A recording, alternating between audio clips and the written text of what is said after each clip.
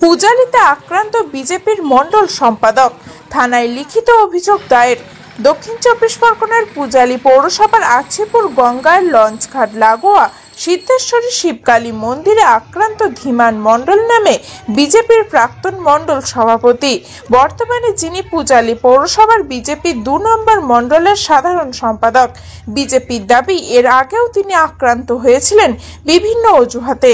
সেই সময়ও বিজেপি নেতা অভিজিৎ দাস, এলাকায় যিনি ববি নামেই পরিচিত, এবং বিজেপির ডায়মন্ড হারবার সাংগঠনিক জেলার সবিতা চৌধুরীর মতো নেতৃত্ব প্রতিবাদ করেছিলেন। তারা তাদের মতন করে, এবারেও যার অন্যথা হয়নি। তারা তাদের সামাজিক মাধ্যমে এই বিষয়ে পোস্ট করে ঘটনার তীব্র নিন্দা জানিয়েছেন।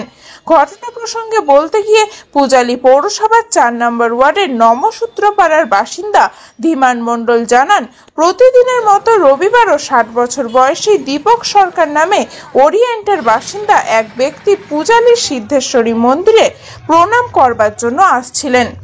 প্রায় প্রতিদিনই দীপক সরকার সহ তিনি নিজেও বেশ কয়েকজন এই মন্দির চত্বরে গল্পগুজব করতেন। তার অভিযোগ, সেই সময় বেশ কিছু যুবক দীপক সরকারের পথ আটকে তার থেকে নগদ টাকা দাবি করলে তিনি তার প্রতিবাদ করেন।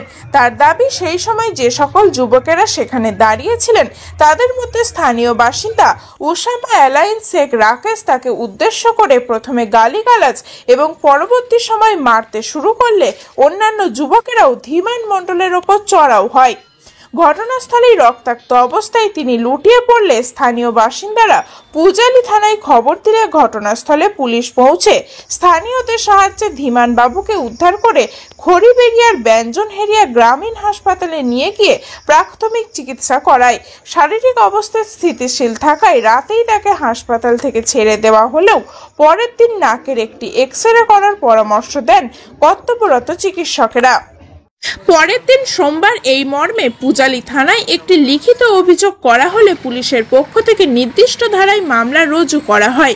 ঘটনার কথা জানতে পেরেই ডায়মন্ড হারবার জেলা পুলিশের অতিরিক্ত পুলিশ সুপার মিথুন কুমার দে নিজে ধীমান মণ্ডলকে ফোন করে ঘটনার বিস্তারিত জানতে চান।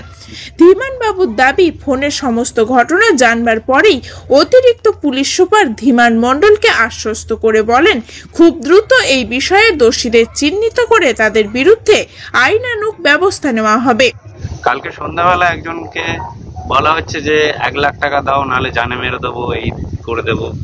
আমি যখন 10টা নাগাদ যাই সেখানে গিয়ে দেখতে যে কারা এরকম বলেছে বা কিছু, তো দেখি সেখানে রীতিমতো আমাকে ঘিরে ধরে মারধর করা হয়। সমাজে যেখানেই সমস্যা হোক না কেন, রাজনৈতিক ব্যক্তিত্ব বলে কি আর সামাজিক কোনো অবক্ষয় কিংবা সামাজিক দুষ্কৃতীদের বিরুদ্ধে কিছু বলা যাবে না? সারা জীবনে বলে যাব, যতদিন বাঁচবো নিজের শেষ নিঃশ্বাস পর্যন্ত বলে যাব।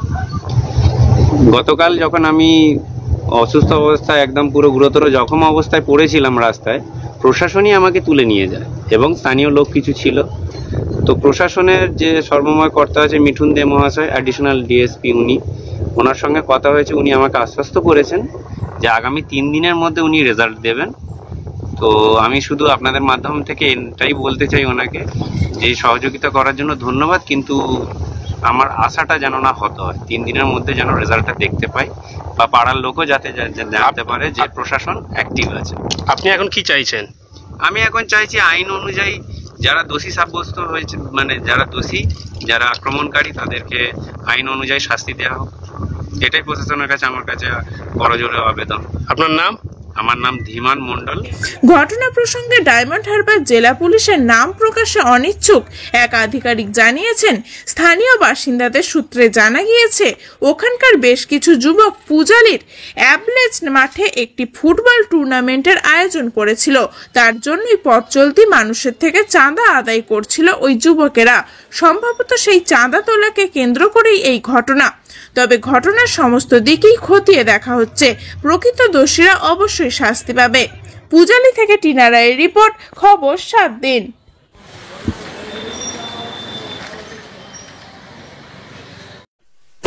এমনই তাজা ও গুরুত্বপূর্ণ খবর পেতে খবর 7 দিন চ্যানেলটি সাবস্ক্রাইব করুন এবং নোটিফিকেশন পেতে বেল আইকনটি টিপুন।